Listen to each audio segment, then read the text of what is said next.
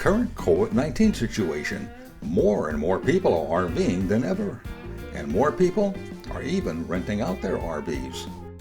With this in mind, we start off this week's show with Mark and Don Polk from RV Education 101 as they show us how to clean and sanitize your RV to make sure that you and your family are staying as safe as possible. Also, with more people using or considering going to solar power, Michelle Fontaine explains what she learned in layman's terms when selecting and adding her solar system. Later, we'll catch up with Jeff and Pam as they turn cooking with a Dutch oven upside down and whip up a tasty pizza. These stories and our wholesale warranties peace of mind contests. Rollin on TV is sponsored by Carefree of Colorado, celebrating over 45 years of RV awning innovation. Closed captioning, where available, is sponsored by Forest River. Begin the journey. Hi, I'm Mark Polk with RV Education 101. We deep clean our RV every winter prior to storage and in the spring after storage. But today, with concerns over COVID-19, simply cleaning the RV is not enough. Now we need to clean and disinfect our RVs. We have family members in the RV, we stay at different campgrounds all over the country, and many of you are renting your RVs for additional income. What I think is really important to understand, especially during this pandemic, is how to thoroughly clean, sanitize, and disinfect our RVs. This is what we're going to discuss today. To really disinfect against COVID-19, we need to first understand how the virus is spread so we know how to disinfect against it. Studies show coronavirus is transmitted primarily by inhalation or from touching contaminated surfaces and then transferring the virus to your face or eyes. Recent studies indicate the virus can remain airborne for up to 10 minutes and remain on some surfaces for several days. So we need to be concerned about sanitizing against airborne germs and germs on all the various surfaces in the RV. Let's talk about how you do that. The first step is to thoroughly clean the RV with a general cleaning product.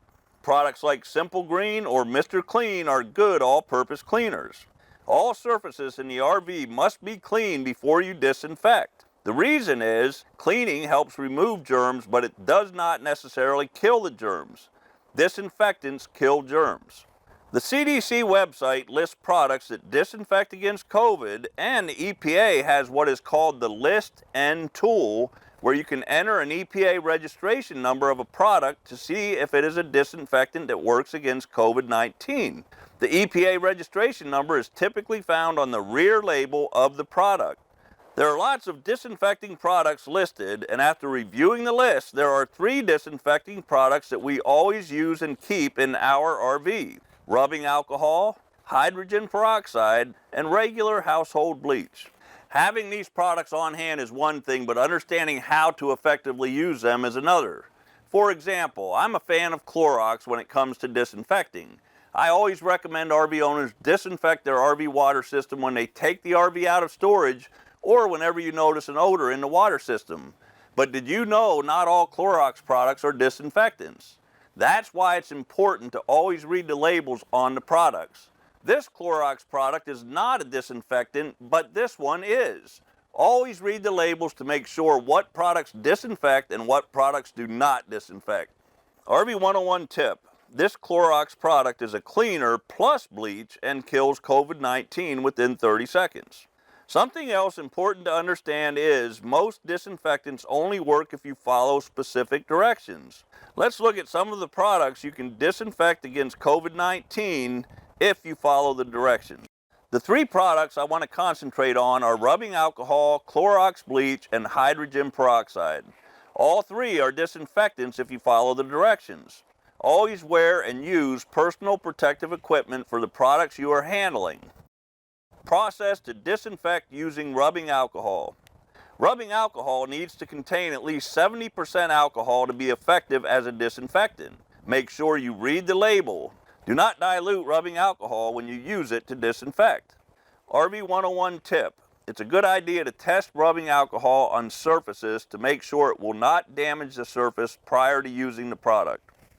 We already cleaned the surface to remove germs. Now we can wipe or spray the rubbing alcohol on the surfaces we are disinfecting. Rubbing alcohol must sit for a minimum of 30 seconds to effectively disinfect and kill germs. If it dries too quickly, you can reapply it on the surface again. Process to disinfect with hydrogen peroxide. We use hydrogen peroxide in the RV all the time. To disinfect, it must contain at least 1.4% hydrogen peroxide. What you typically buy in stores is 3%, so it will disinfect, but I would test it on surfaces first to ensure it will not damage any surfaces prior to using it. We already cleaned the RV to remove germs. Now we can wipe or spray the hydrogen peroxide on the surfaces we are disinfecting. Leave it on the surface for a couple of minutes to kill any germs. Process to disinfect with Clorox bleach. If you are using regular Clorox bleach, use a half cup per gallon of water, but it may be easier to use disinfectant wipes. We already cleaned the surface to remove germs. Now we can wipe the surface with the disinfectant wipes. Follow the directions for how long to leave it on the surface to kill the germs. Now that we know what products to disinfect with and how to do it, here are 7 tips on disinfecting your RV and preventing exposure to COVID-19. Number 1, when you enter the RV, remove your shoes and place them on a mat. This helps prevent tracking what may be on the soles of your shoes throughout the RV, and it helps keep the RV cleaner. Number 2, wash your hands as soon as you enter the RV using regular hand soap and warm water. Number 3, disinfect any surfaces you frequently touch, like door handles, faucets, cabinet handles, and your phone. Number 4, use a HEPA air purifier to help prevent and control airborne germs from lingering and spreading. A study by NASA found HEPA filtration is effective at capturing particles below 0.3 microns.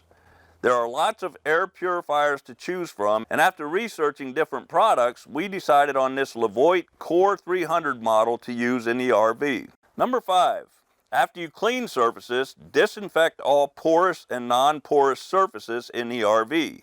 This includes everything in the kitchen, the living room, bedroom, and the bathroom. Use the disinfectants we discussed earlier on non-porous surfaces, and use a spray disinfectant like Odoban on porous surfaces like fabrics and upholstery. It is best to use disinfectant wipes to disinfect the toilet, tub, and shower surfaces. But do not dispose of the wipes in the RV's holding tank. Dispose of the wipes in the trash. Number 6. Opening vents or windows in the RV is perhaps the easiest way to allow airborne germs to exit the RV. Number 7. Last but not least, wash your hands, social distance, use hand sanitizer, and wear masks according to guidelines. It's important to remember, for a disinfectant to kill germs, you must follow the product manufacturer's directions. We can all continue to travel and have fun in our RVs by understanding and practicing these simple cleaning and disinfecting procedures. To learn more about using and maintaining your RV, visit RVOnlineTraining.com. Happy camping.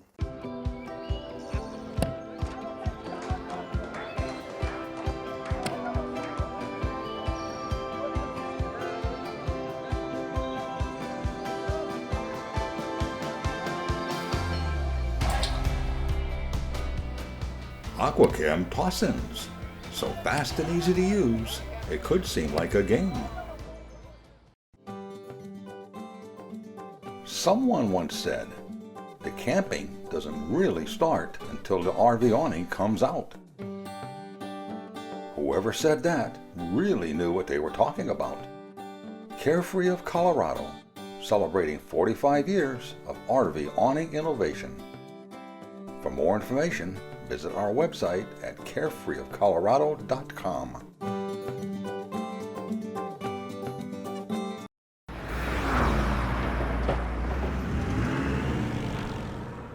Hi, Michelle here, and today Laurie and I are dry camping. So I wanted to share with you some of the decisions we had to make when we set Emma up for solar power.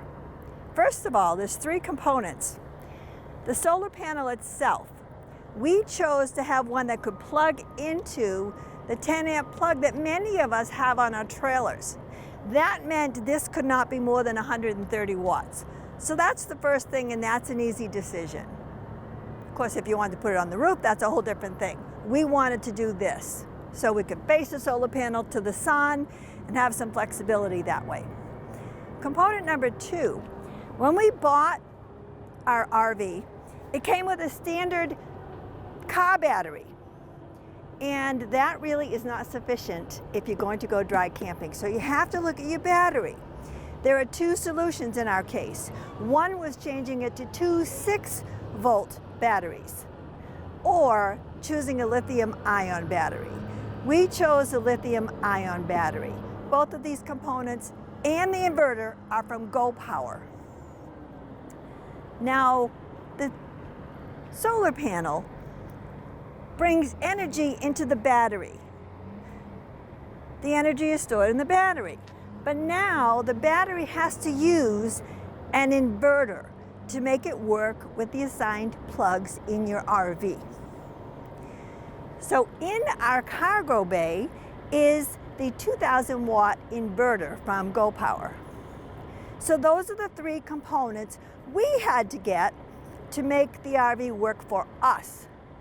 So if you get as confused with watts and amps as I do, you'll find it very helpful to talk to the customer service people at Go Power. Now let's go inside so I can show you the inside part. Welcome to our humble abode. This is the control panel that shows you how much battery charge you have. This also is from Go Power. It comes with the inverter. When you have the inverter installed, the person installing it will say, which plugs do you want to dedicate to the inverter? We chose mainly the extension cord near the recliners because that's where we do our work. But also the 2 plugs near the bed, and they also added the 2 plugs outside. So that's pretty cool. But what we didn't know, and it's not a problem, but what you need to know is that once those are dedicated to the inverter, they're not going to work when you plug it into an electric pedestal. They're always going to work off the battery. But when you're plugged into your electric pedestal, your battery's charging. And when you're running your vehicle, your battery is charging. So we dry camp 2 nights in a row at most right now. We haven't really tested it for multiple days, but I don't think we're going to have a problem. But if you do, Go Power also supplies a toggle switch. So you will have the ability to turn it all to electric.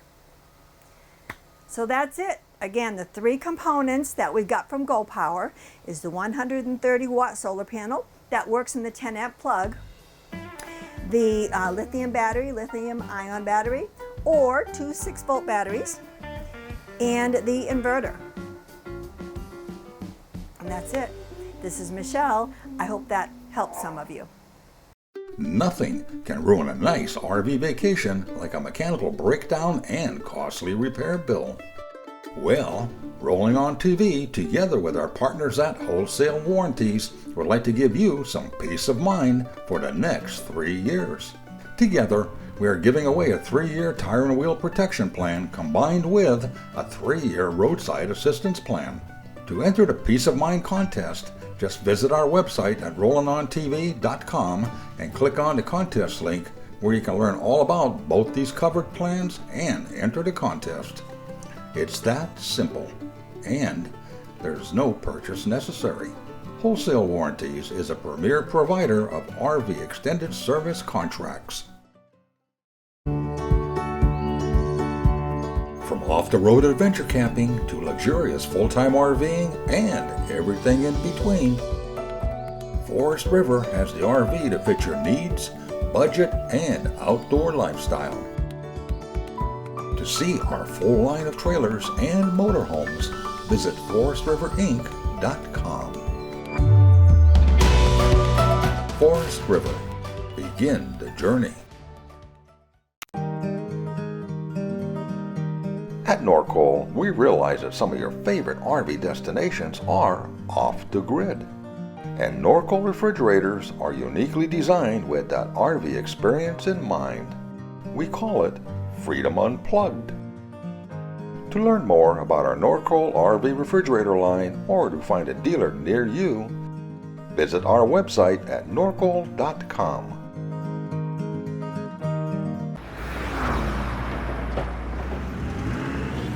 Among our group of camping friends, one of the best parts of an RV trip is the campsite cooking.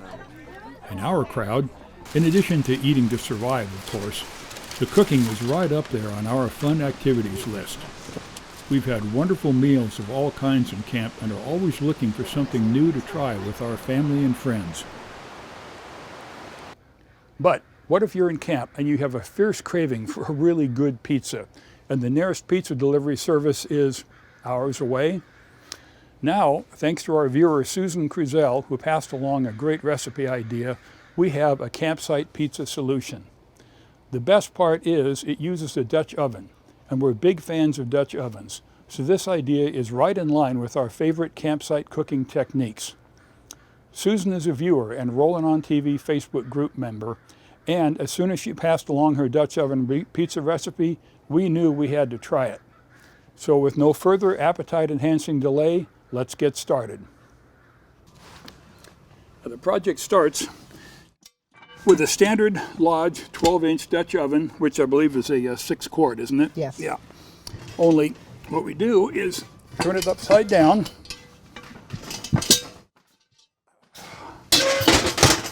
And the lid becomes our pizza pan.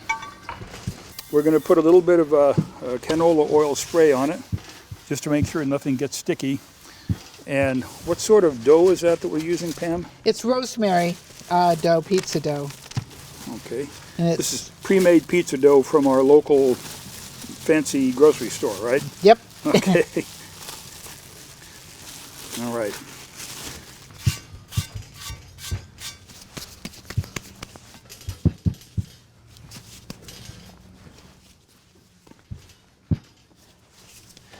Even though it's a little bit persnickety. It's a little cool, so.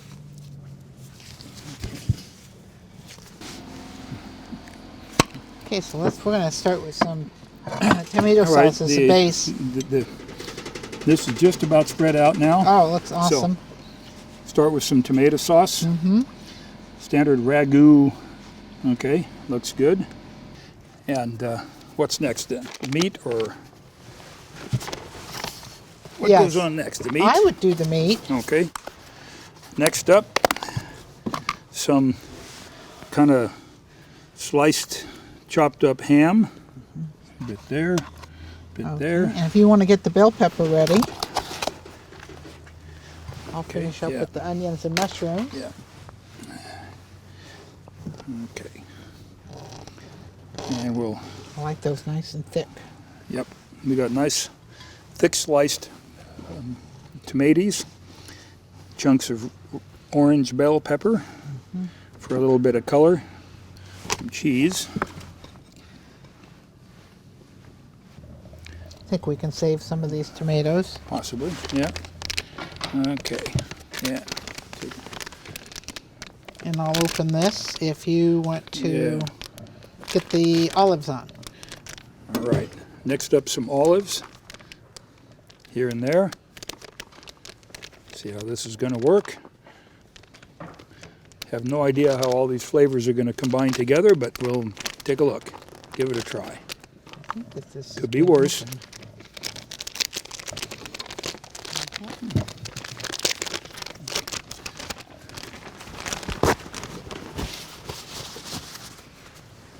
Mozzarella, which is Got a bunch of coals on the bottom for the lid, and we'll kind of balance it on these metal trivets. The oven part goes on. perfect fit, of course, because it's the lid. We'll put the remaining coals that we have here up on top. Get those spread out. With the coals distributed, Pam, what are you setting the timer for? 13 minutes to 13 check minutes. it, which would be about half of a medium pizza. Half a meat. Okay. Well, we'll get it checked out here in a few minutes then. See how it's doing.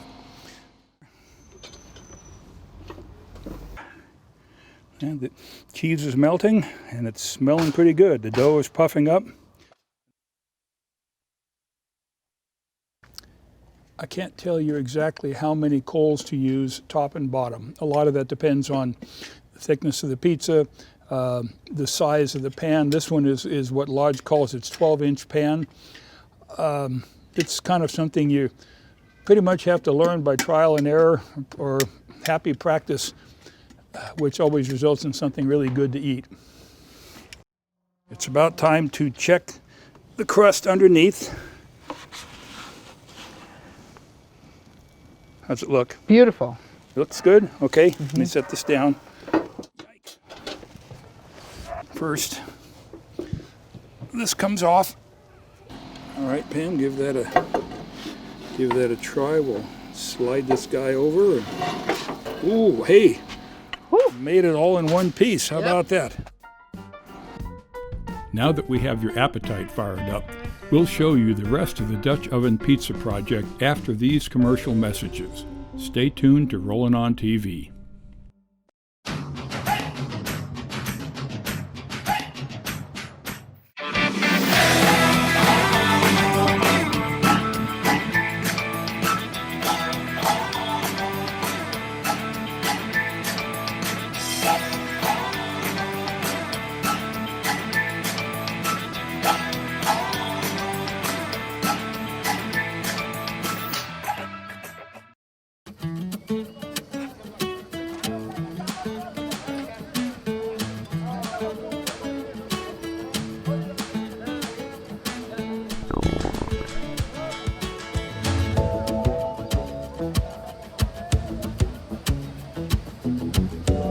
Wow, am I glad I used Aquacam. Maybe chili wasn't the best idea. Aquachem, the most powerful odor control available and the #1 seller for over 50 years. Welcome back to Rollin on TV. We love our campsite cooking. In a new twist, our Dutch Oven Pizza project is coming along nicely, and we're excited to get to the good part. All right, it looks great so far. Throw a little Black what, pepper? Lou? Okay. Would you like to do the honors? Yes, I would. Okay. It's still pretty hot and liquid. We're going to have to wait until that solidifies a little and cools down before we can risk eating that. A lot of cheese. Yep. I think it'll do the trick. Not bad for a first time. Nope. Extra. Oh, I have to cut that a little. There we go. All right. That looks terrific.